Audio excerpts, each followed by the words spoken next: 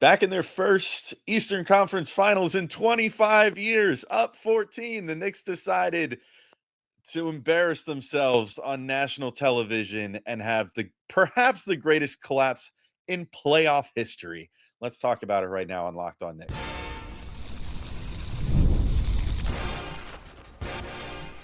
You are Locked On Knicks, your daily New York Knicks podcast, part of the Locked On Podcast Network. Your team every day. All right, welcome in to Locked On Knicks, your daily New York choke in the fourth quarter podcast. Today's episode is brought to you by FanDuel. Right now, new customers can get $200 in bonus bets when your first $5 bet wins. I'm Alex Wolfe. I'm editor-in-chief of Knicks site The Strickland, which you can find at strict.land. We will not choke away the opportunity to give you guys a recap tomorrow of this game. And he's Gavin Schall, your favorite play-by-play broadcaster's favorite play-by-play broadcaster, and the Saturday co-host of the Locked On NBA podcast. And on today's show, you guessed it, we're talking about on the biggest stage of our lifetime, the most embarrassing, stupid loss, perhaps in the history of the New York Knicks. What a joy that we get to talk about this one today. Just a real fun bout. The Knicks had a 14-point lead with just under 3 minutes to go. They give up overtime, almost give up the whole game. Luckily, Tyrese Halliburton's toe was on the line, so his choke celebration didn't count just yet. And then they managed to blow it. Jalen Brunson played like a complete idiot for most of the second half and certainly the final part of the game. And the Knicks in general just thought that they had this one in the bag and completely fumbled away their opportunity at the biggest win of any of their fans' lifetimes. So we're going to talk about all that and then maybe try to find some silver linings at the end, because the Knicks won 45 minutes of this game and just couldn't finish the final 8. But first, we want to thank you all for making Locked On Knicks your first listen today and every day, whether you're checking us out on your favorite podcast platform or taking in the sights and sounds on YouTube. We appreciate you making us part of your daily routine. Make sure you hit the auto download function on your favorite podcast app or the notification bell on YouTube so you never miss an episode. Bam. All right, Gavin, start us off. I think I've raised my voice enough. Yeah, this is the worst sports loss of my lifetime.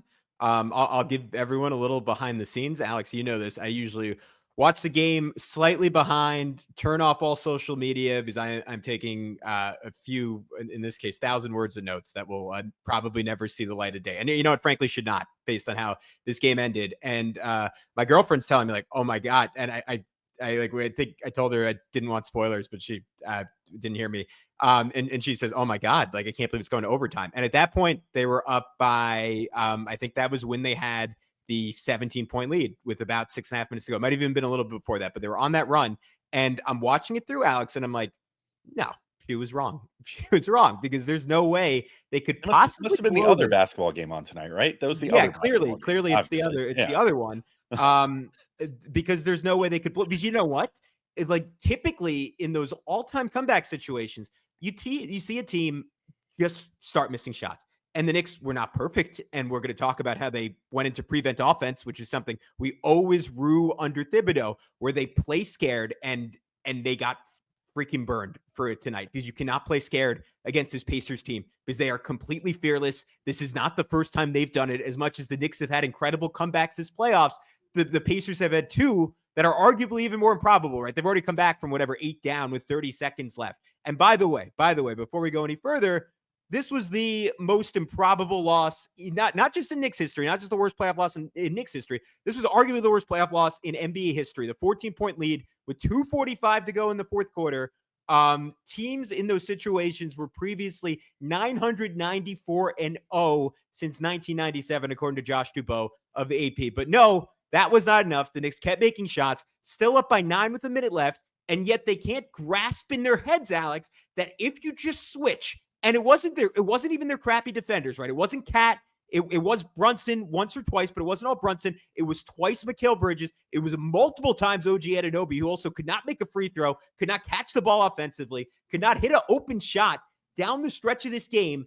And yet these guys, who are all-world defenders, and for 40-plus minutes were spectacular. I really want to curse. We are not allowed to curse. This is on TV. Were spectacular defensively, and yet they cannot grasp that they are capable of just a hard switch onto Aaron Nesmith. He is not going to toast you 30 feet from the rim. Mikal Bridges, he's not going to toast you 30 feet from the rim. OG Anunoby. And in spite of all of that, if Jalen Brunson, if OG Anunoby, if Karl Anthony Towns, if you just make your free throws, if Tyrese Halliburton doesn't hit, and he has a propensity for doing this, guy has some devil magic on his side. If he doesn't hit the shot of a lifetime that Mitchell Robinson played some great defense on, you still win this game. Even if you get the goaltending call with 2:50 left in OT, you win this game. But you know what? The Knicks did not deserve to win this game. They would have won, and I would have come on here and said a lot of the same things, Alex, because in no world did the Knicks deserve to win this game with the way they closed it. They didn't respect this moment that is so treasured by millions of people across the world. They have been waiting 50 years to see this team win a championship, a lifetime. People, Knicks fans have lived great lives and died watching this team, begging for them to have an opportunity like this, and they didn't take it seriously. They fooled around. They played with fire so many times this year, and tonight they found out. Yeah, I mean, this is just kind of the worst version of it too, but this isn't something that's unique to this Knicks team. I think as I was, as I was watching this and things started unraveling, there's a term that I've used, I think a few times this year to describe how they often play offense late in games when they're leading, and it's like prevent offense. Yeah.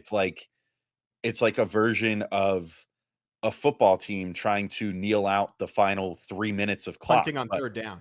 Right. Like this is not this is not football. Like you cannot have a 10-point lead or 14-point lead, whatever, with 3 minutes to go and assume, yeah, let's just take the foot off the gas. It's fine. We're good. Like we have how many 24-second shot clocks do we have? Like it's not there's no way they could even like make this work, Matt. No, it doesn't work that way. Like this is basketball. This is not football. Like you cannot just like screw around and assume that you're gonna win the game just because you managed to play.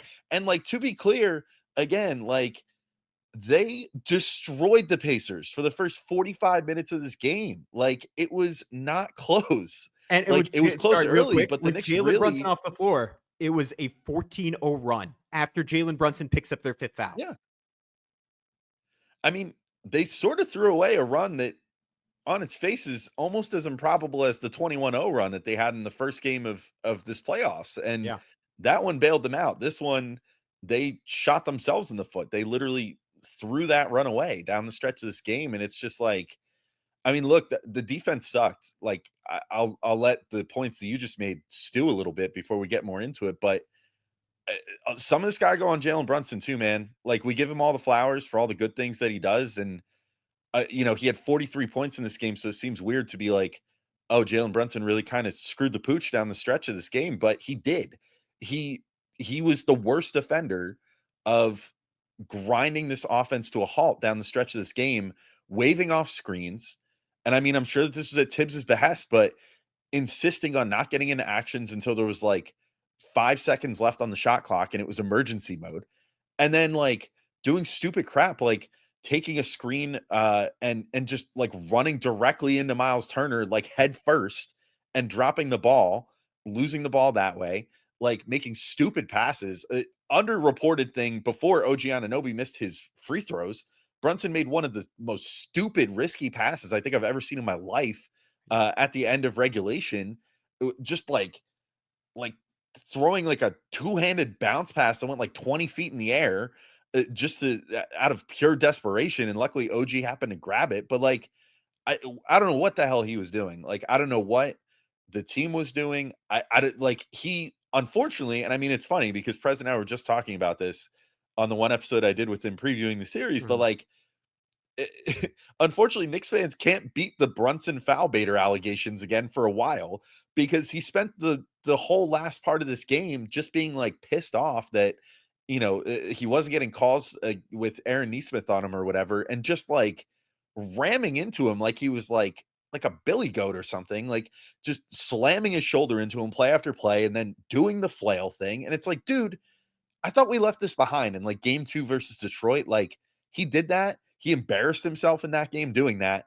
And then this game, he comes back and does it again. And it's just like, I don't know how long it's going to take them to realize, like, this is different. Like, it's still the playoffs. Like, and I didn't love the whistle. I thought the whistle kind of sucked in this game, but that's no excuse. You got to adapt to what the whistle is. And instead of like realizing, hey, maybe I'm not getting these calls, he just went the other direction and was just like, I'm going to force them to make that call. And you know what else I'm going to do? I'm going to make really stupid fouls on the other end too, and get myself in foul trouble in like the third quarter and the early fourth quarter just for the fun of it. Like, I don't know, man. It was one of my least favorite Jalen Brunson games I've ever watched in my life. And the only thing we can hope now is that he responds in a way like he did after that game 2 loss to Detroit, and comes back in this thing and, crushes on Friday, and then takes that energy into Indy, and the Knicks continue being road warriors, because this was, man, I feel so bad for the people that went and spent a mortgage payment to go see this game and had to see that ending. Like, if I'm James Dolan or like one of these guys on this team making like $40+ million, I'm going out of pocket to refund everybody in the building tonight, because they blew it. They ruined an experience for the fans, and they don't deserve anything after tonight. I mean, this is terrible, and they need to recalibrate and come back way better on Friday and be prepared to actually finish a game, because they did not come prepared to do that today. But sorry, go ahead. Got something to add. Otherwise, as I say, we can start getting into the nitty gritty in a minute now that we got our event session out. Yeah, let's do that. I want to talk about Tom Thibodeau's misplaced trust in the starting lineup, which I mentioned pre-series. Some of you in the comments were shouting me down, but you know what? It is just not great. So we'll talk about that, and we'll get into a lot more next on Locked On Knicks. But first, we want to tell you about our good friends over at FanDuel. The NBA playoffs are in full swing, and every night delivers highlight-worthy performances, major momentum shifts, and can't miss moments, whether it's a game-winning shot or a breakout player. There's never been a better time to get on the action. FanDuel makes it easy to stay in the game before tip-off and live with player props, performance trends, and same-game parlays. Fans have more ways than ever to play smart and win big. You know what I would do if I were you? If the Knicks had a big fourth-quarter lead, I would take all the goddamn money in my bank account and pour it right into the other team, the Indiana Pacers, because based on this, the Knicks are not going to be able to hold leads in this series. They're not going to be the team with late game magic. So that's what I would do if I was on FanDuel. But if you're new to FanDuel, it's the perfect time to sign up. You can head to FanDuel.com and place your first $5 bet. If it wins, you'll get $200 in bonus bets. Make every moment more with FanDuel, official sports betting partner of the NBA. All right, we are back on Locked On Knicks. Alex, we can zoom in, we can zoom out. We'll have another podcast, unfortunately, about this game tomorrow, where that's maybe a little bit more detail oriented, a little more basketball oriented. But I want to just mention that we've talked. Coming into this, the Pacers starters are incredible together. In these playoffs, a +21 net rating. The Knicks starters, a -9 net rating against the Boston Celtics. I believe something like -7 for the playoffs as a whole. But they have been trending up, right? So that gave you some faith. And for most of this game, I thought they were good, if not great. I thought they were buoyed in a major way by what I would consider a dumb decision by Indiana. But you know what? They won this game. I can't question anything Rick Carlisle did. But to one, guard Karl Anthony Towns traditionally, right? They've had Miles Turner on him the whole game, something they've done all season. We expected them to pivot. They didn't. And two, they treated Josh Hart like a shooter, right? They were racing out on Josh Hart. And in that scenario, the Knicks offense, I'll credit our buddy XJ for noting this, but I completely agree, should be pretty much unstoppable. And for most of this game, it was. The Pacers could not slow down the Knicks. The Knicks could also not slow down the Pacers, who made their first 9 shots in this game and largely continued on that trajectory until the fourth quarter, where pushed only because Brunson picks up his 5th foul. That's letting the game tell you what to do, Tibbs. I guess they go with a lineup at that point of Deuce, Hart, OG Anunoby, double big. Lo and behold, it's a 14-0 run, a historic stretch from Deuce where he somehow blocks Pascal Siakam at the rim, gets 3 free throws. Cat gets the free throws. Everything is working. Like OG at the start of that stretch was incredible for the first time all game before he choked down the stretch of this one. You put Brunson back in to nurse it, to take you home. And to your point, they fell into the same trap that we've seen in game 1 and game 2 against the Pistons. We saw last season when it wasn't a trap. It was just a reality where they were out of bodies, but they tried to play Jalen Brunson hero ball. And that is not maximizing the ceiling of this offense that Indiana had no chance against for most of this game. And if you just keep playing, you are presumably just going to keep scoring. And two, once you put Brunson back on the floor, all of a sudden, 2 weak points for Indiana to poke at. I would be lying to you to say that's how they won this game, because as I said, it was just a lot of not executing switches onto Aaron Nesmith, and give the Pacers a little bit of credit, right? All-time hot run from Aaron Nesmith. That was amazing. With everything the Knicks did wrong, there's a reason this has happened 994 times. I'm sure there were 50 times where teams had screwed up as badly as the Knicks did and ultimately did not lose the game. So shout out Aaron Nesmith. He was incredible. The starters finished as one -16 in 25 minutes. They are this team's worst lineup, and yet they are the most used lineup in the NBA. If Tom Thibodeau doesn't recognize that at some point, there's no world where the Knicks come back and win this series. Yeah, I mean, first off, you mentioned it, but let's pour one out for Deuces' signature playoff moment that will be forever buried by the fact that the Knicks lost this game. Unfortunately, let's make sure to keep that one in our minds, especially if the Knicks end up winning this series. Let's look back fondly on that, even though it came in a terrible game. Absolutely bonkers play by Deuce, that block on Siakam there. So let's make sure to not forget that one. Hopefully, one of his teammates buys Deuce dinner tonight or something, buys him his post-game meal or something to make up for blowing that one, considering he did not get to have really any say in this game getting lost after he helped build that big lead. Yeah, I mean, I agree with you. Like, it comes down to Tibbs needs to just be comfortable with not going back to the starters to close games.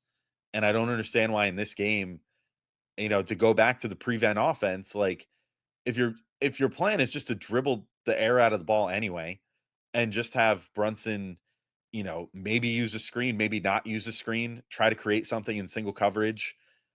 Why would you not want Mitch on the floor anyway? Like, I don't understand what the rationale was not having Mitch out there late. I mean, Mitch literally turned the entire course of this whole game, like in the first quarter, and he turned the course of the game multiple times. He was out there every single time that the Knicks did something that was big for them. Mitch was on the floor. Like in the first quarter, the Pacers are making all those shots.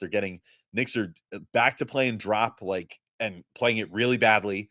Like, Cat is just getting smoked in drop coverage, and things do not look good. They bring in Mitch. Things totally get flipped on their head. First 2 seconds in, he gets an offensive rebound.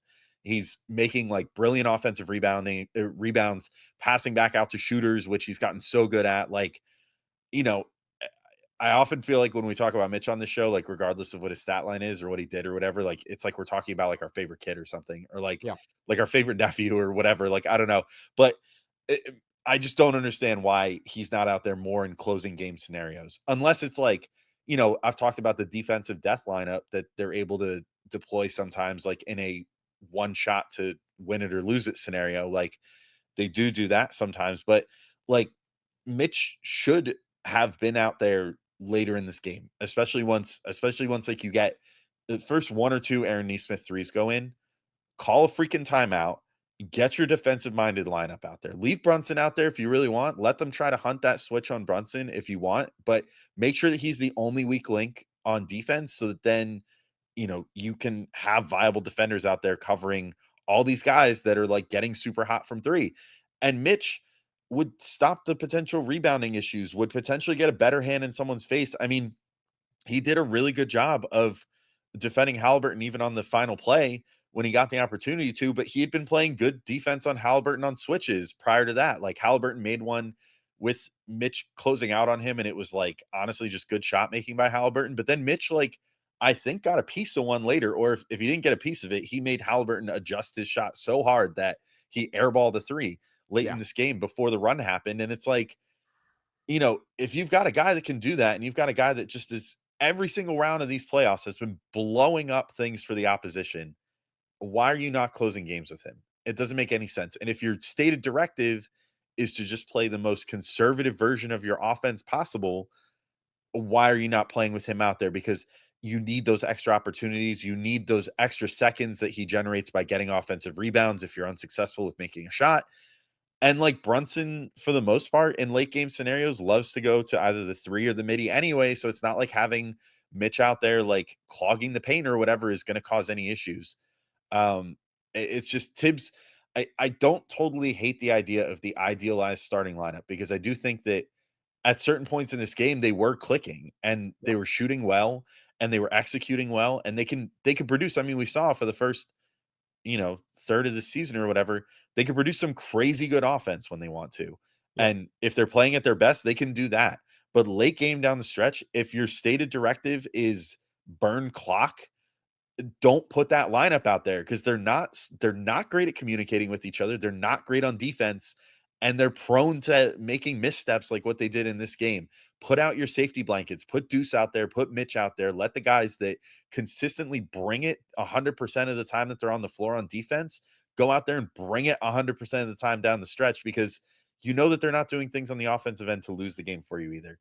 I don't know. Sorry, that was such a long rant, but like it's so frustrating watching. It's like the definition of insanity is just watching this team do the same thing over and over and over again. And this prevent offense thing is just like something that we've been harping on for months and like years have gotten on this team for forever about.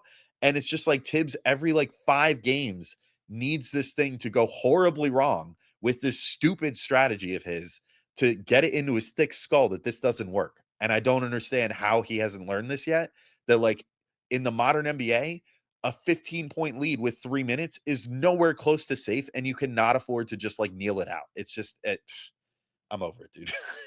Yeah. And the only thing I'll note is like, if people want to argue, first of all, it's a good point on the starting lineup, because again, if they guard you traditionally, then there's no reason they can't be the team they were early in the season where it was really good. And Brunson and Cat were the best pick and roll combo in basketball. But again, if that's what you're going to lean into, then you got to be fearless and you have to keep playing. And that is honestly, I know I said it earlier, but I think it's worth emphasizing. That is what defines and people who say I'm glazing the Pacers, fine, they deserve to be glazed tonight.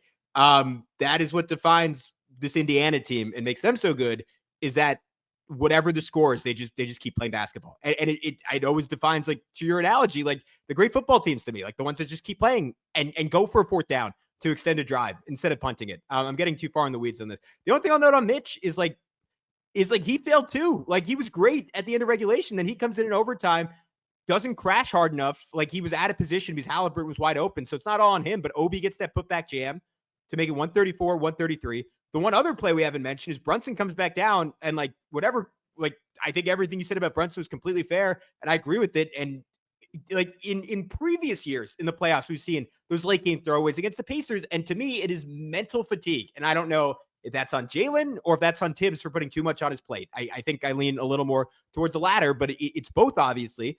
But like Josh Hart, same deal, right? Overtired, overtaxed, or just doing what he's done all season, which is miss guys going backdoor. He's been back cut more than any player I've ever seen in a single season. Maybe RJ Barrett at times. Brunson gives them the lead, 135, 134. Hart completely falls asleep on Andrew Nembhard. Literally does not play defense. Watching the ball, not watching his man, layup for Nembhard. The Knicks still could have won the game, despite everything, with 30 seconds to go in this one. And then 135, 136. Mitch gambles. He stays on the level. Obi slips, and he gets insult to injury, right? Obi Toppin, double pump jam to end the worst loss in Knicks history. Imagine if I was telling you that, Alex, 5 years ago, Obi Toppin would help stop this team from going to the finals. Though they did it to themselves, obviously. Maybe we'll try to be positive in this last segment. I'm not quite sure if I can get there tonight. But we will see. We're going to talk about some of the other failings in this one, and then maybe how the Knicks actually got the lead. We'll get into all that in just a second.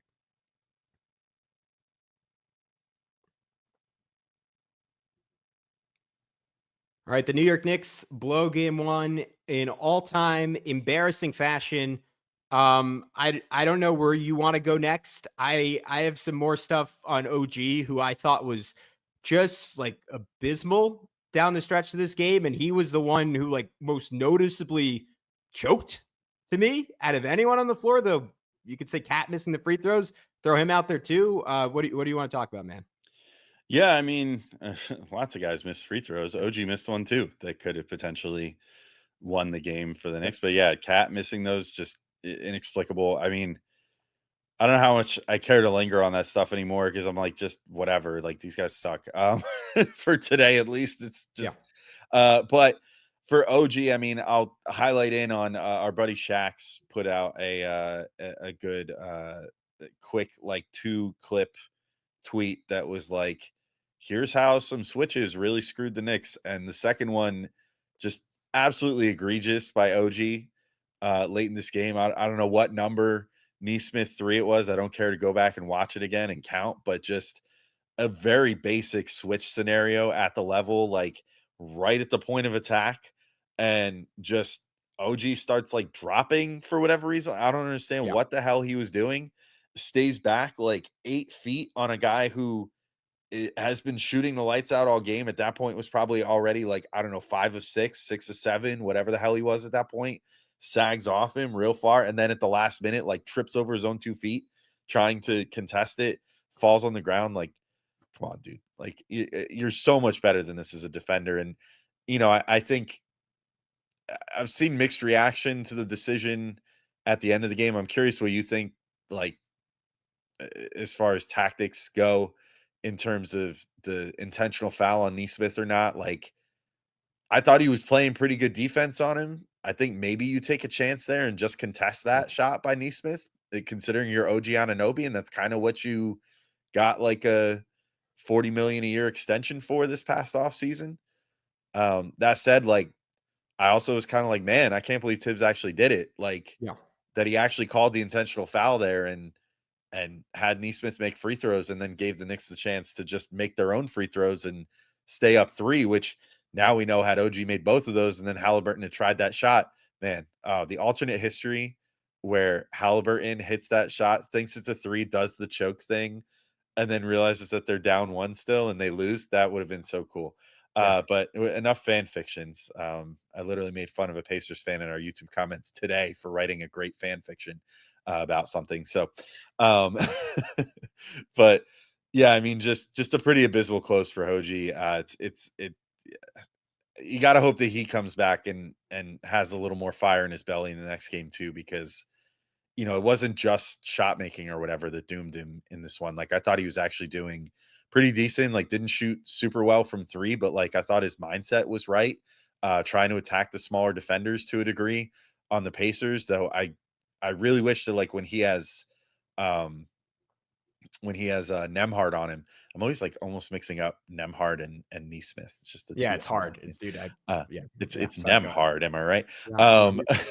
But when he has Nembhard on him, like Nembhard is much smaller than him, and like I felt like OG was approaching that matchup the wrong way. Whereas we've seen, like, when OG can get a seal on someone, he can just like dunk over them like Shaq style. Like, I don't understand why the Knicks weren't trying to go for some variation of that.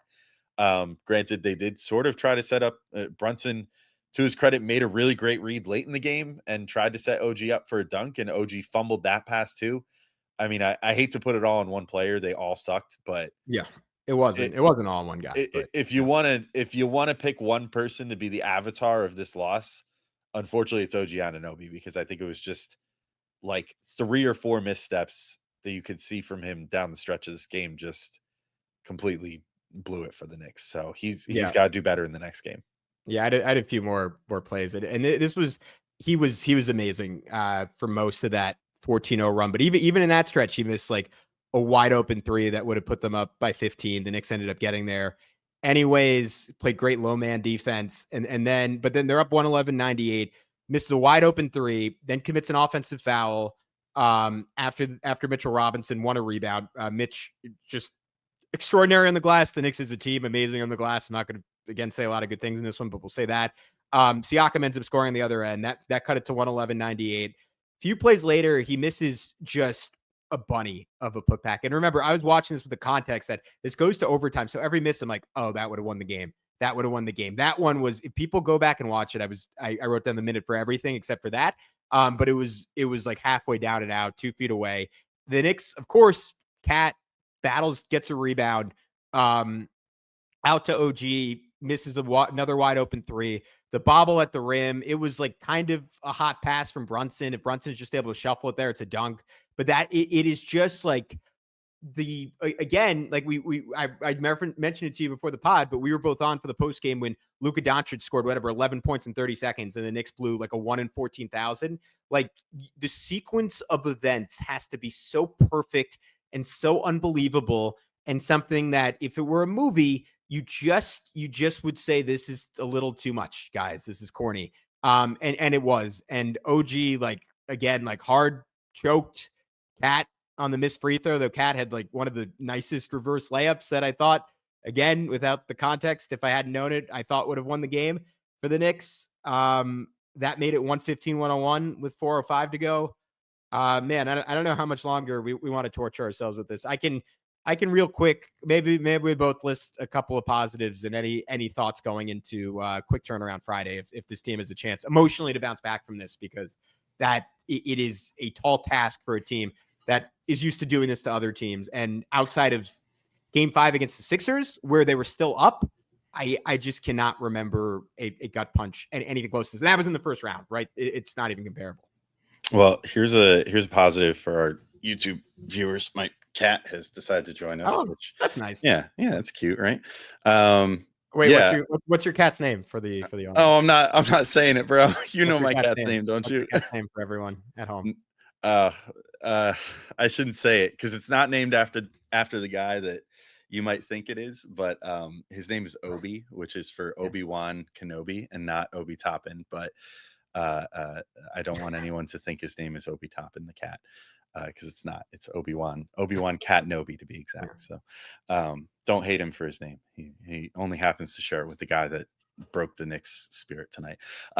Anyway, my positive that I'll throw out before we end, because I mean, I think I've already given Mitch his flowers and Deuce his flowers, and whatever. Like the other guys, hey, Cat crushed in the like. I don't think I have anything to add to what you said. Like he was game busting, and I don't understand why, especially even down the stretch of this game, they weren't like, hey, maybe let's just like work in a Cat post up or two instead of just going to Brunson every single time. Like Cat, I think, was doing a really good job reading what the defense was giving him. Yeah. He fought through some doubles. He was toasting their single coverage, like whatever they threw at him for the most part in this game. He met and crushed it. So props to him for again, most of these guys, props for the most part, like 80% of this game, or 90% or whatever percentage it is up until 3 minutes left and then 5 minutes of overtime. But my positive that we haven't talked about yet, positive campaign minutes, again, is pretty huge, to be honest, because Brunson got in foul trouble again in this game. And the fact that you were able to put campaign out there for a few minutes and have him not just be a total 100% active detriment the entire time, was a huge plus, considering he's essentially been unplayable since game 1 against Detroit. So getting him out there, having him see a couple shots go through the hoop, like, I don't know, maybe we're back in a mode where potentially at some point he's the guy that wins you another game in the playoffs, if you're really lucky. I don't know if I'm banking on that, but if nothing else, at least now if he can at least play like he did today. And to be clear, he didn't shoot super great, like 2 of 5 from 3, 2 of 7 overall. His 2 layup attempts were pretty ugly. Like I don't think he had any business trying to drive inside right now with how he's been playing lately. But if he just goes out there, spots up, shoots some threes, can run some pick and rolls or whatever with the bench unit and sop up like 10 minutes, cool. It's good to know that you at least have that in your back pocket again if he can recapture what he did today. But yeah, that's it for me, dude. Feel free to take it home. Yeah. Yeah, I think he could have even played more. Not that he was perfect, but his energy made a big difference. And I think if the Knicks are going to win this series, they are going to have to figure out ways to utilize their bench more. I mean, look at Indiana, right? Going to Ben Shepherd, who didn't play the whole game halfway through the fourth quarter. He wasn't even great, but there is just something to having someone out there who's physically fresh and mentally fresh. And the Knicks apparently are not allowed to do that. I thought Mikal Bridges early in this game, quiet second half. I thought early in this game he was exceptional on both ends of the floor.